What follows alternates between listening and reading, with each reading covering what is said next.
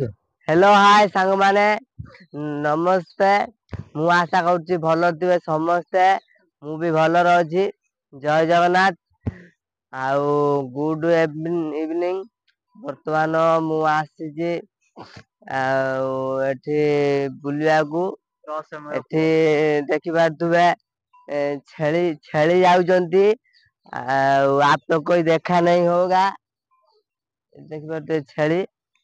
ଆଉ ଗୋଟେ ଜିନିଷ ଭଲ ଜିନିଷ ଗୋଟେ ଦେଖେଇବି ଆପଣ ମାନଙ୍କୁ ଦେଖିବେ ଆସନ୍ତୁ।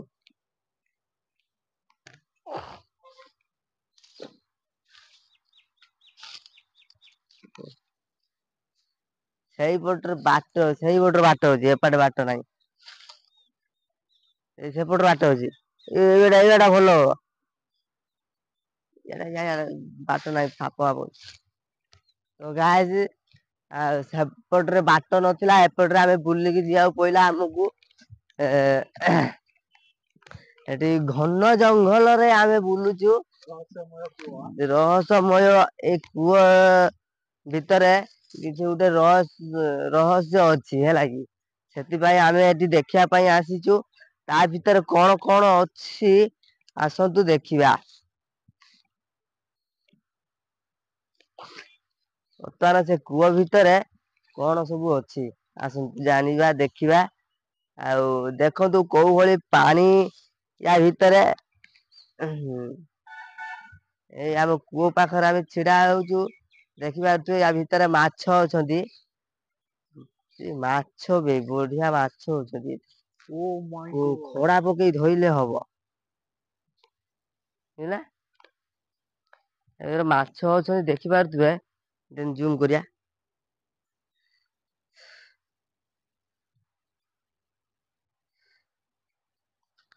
ଏଠି ଦେଖିପାରୁଥିବେ ସାଙ୍ଗମାନେ ଏଠି ମାଛ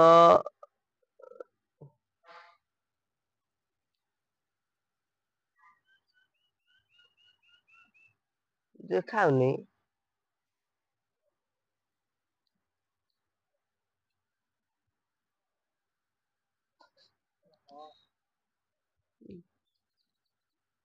ମାନେ ଦେଖା ହୁଏ ଜଣା ପଡୁନି ନା। ଦେଖାଯିବ ନା ଜଣା ପଡୁନି ଉପରକୁ ଉଠି। ଖଡା ପକେଇବା ଆଣିଛି।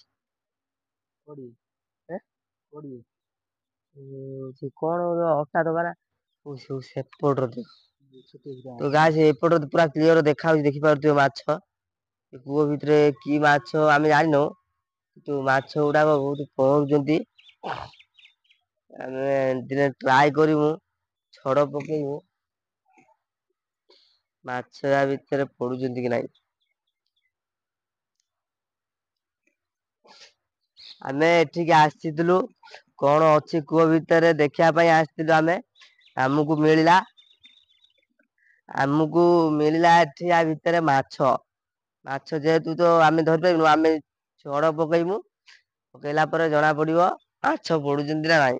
ଏଟା ପୁରା ଟୋଟାଲି ଏଠି ଯୋଉ ଭଳିଆ ସାଇଟ ର ଯୋଉ ଭଳିଆ ଅଛି ସେଇଟା ସେଇଭଳିଆ ଅଛି ମାନେ ସବୁ ଗଛ ମାଡି ଯାଇଛି ନା। ସେଇଆଡେ ତଳକୁ ବାଟ ଅଛି ବୋଧେ ନା। ପାଇପ ଅଛି ପାଇପ ଇଏ ଅଛି। ମାଛ ଦେଖିପାରୁଛ ନା।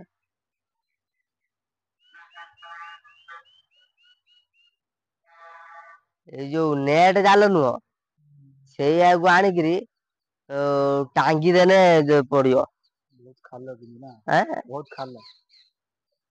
ବହୁତ ଖାଲ ହେଲା କଣ ହେଲା ହଉଛି ଦିଆଡୁ ଦି ପଟର ଟୋଟାଲି ଇଏ କରି ବାନ୍ଧିଦବା।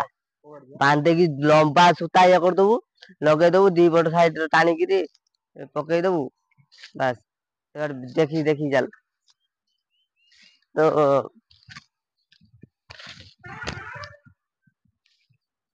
ତ ସାଙ୍ଗମାନେ ଏଠି ଏପଟରେ ଦେଖିପାରୁଥିବେ କୋଉ ଭଳି ଘନ ଜଙ୍ଗଲ ଭିତରେ ଆମେ ପଶିଛୁ। ଆଉ ଏଠି ପୁରା ବଣ ସାପ ବେଙ୍ଗରେ ପୁରା ପରିପୂର୍ଣ୍ଣ।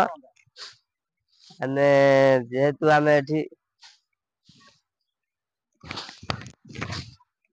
ବାଟ ଜାଣିନୁ ଆମେ।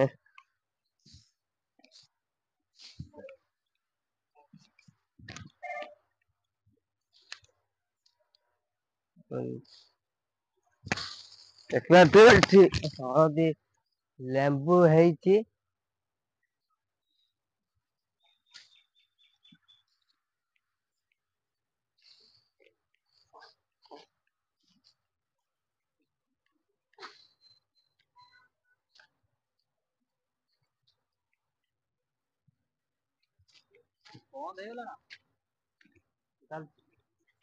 ଚାଲିଛି ଚାଲିଛି।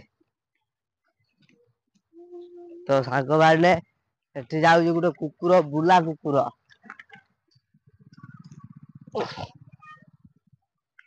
ଏମାନଙ୍କୁ ଆମେ ଉଚିତ ଶିକ୍ଷା ଦବା। ଏଇ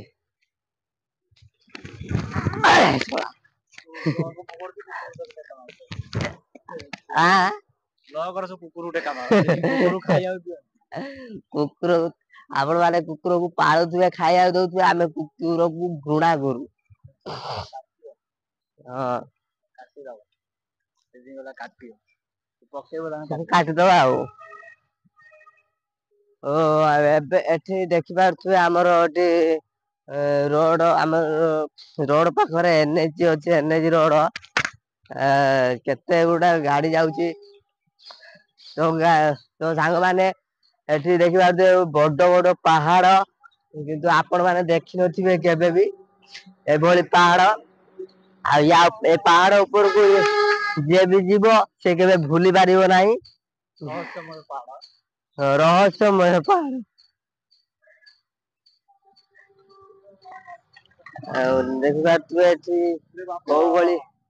କୋଉ ଭଳି ଭିଉ ଗାଡି କୋଉ ଭଳି ଘନା ଘନ ଯାଉଛି।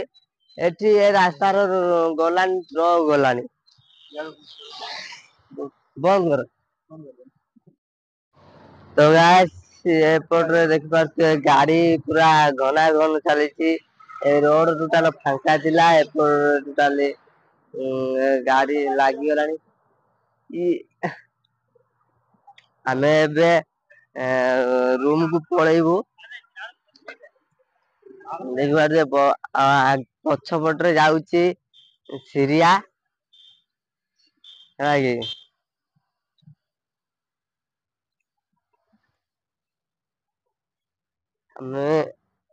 ଆବେ ସିରିଆ ଆ।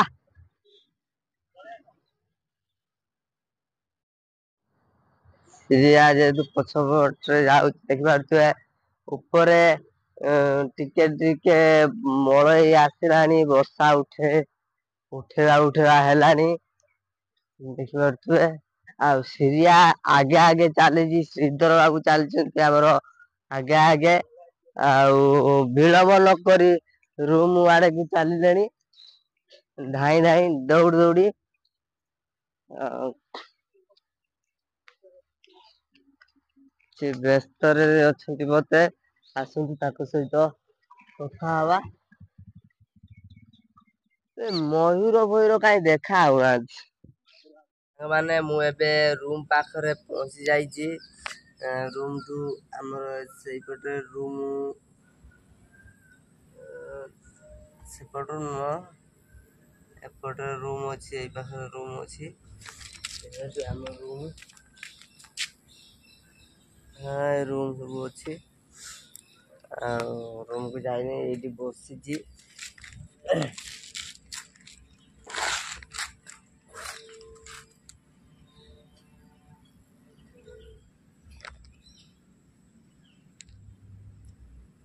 ଗରମ ହଉଛି ପ୍ରବଳ ଆଜି ଏତେ ଜୋରେ ଗରମ ହେଲା ଯେ ଆଜି ଦିନ ସାରା ମୁଁ ଶୋଇପାରିନି। ଆଉ ତାପରେ ବି ଥଣ୍ଡା ପ୍ରବଳ ମୋତେ ହେଇଯାଇଛି। ଟିକେ ମେଡ଼ିସିନ ଖାଇଥିଲେ ଟିକେ କମିଛି। କମିଲା ପରେ ତାପରେ ମେଡ଼ିସିନ ଖାଇଛି ତାପରେ ସେ ଯେଉଁ ଗରମ ରିଆକ୍ସନ୍ ଆଉ ଜମା ନିଦ ହେଲାନି। କଣ କରିବା। ରାତିକୁ ସେମିତି ଶୋଇଲି ଏବେ ଉଠି ପଇଲି ଆଉ।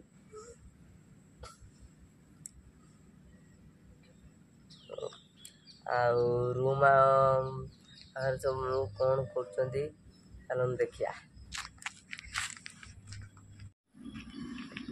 ରୁମ୍ ପାଖରେ ସବୁ ଶୋଇଛନ୍ତି ନାଇଟ୍ ଡ୍ୟୁଟି କରିକି।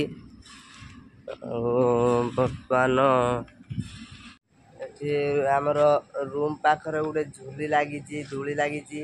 ଆମେ ଏଠି କୋଉଭଳି ଭାବରେ ଝୁଲୁଛୁ ଦେଖିବେ ଆପଣ। ଲା ଲା ରେ ଲା ରେ ଲା। ଏ ପଙ୍କଜ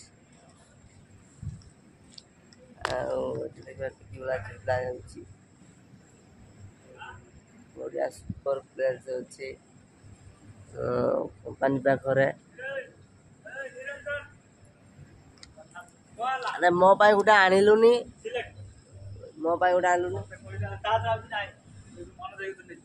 ମନୋଜ କାହିଁ ରିଲ୍ସ କରିବା ପାଇଁ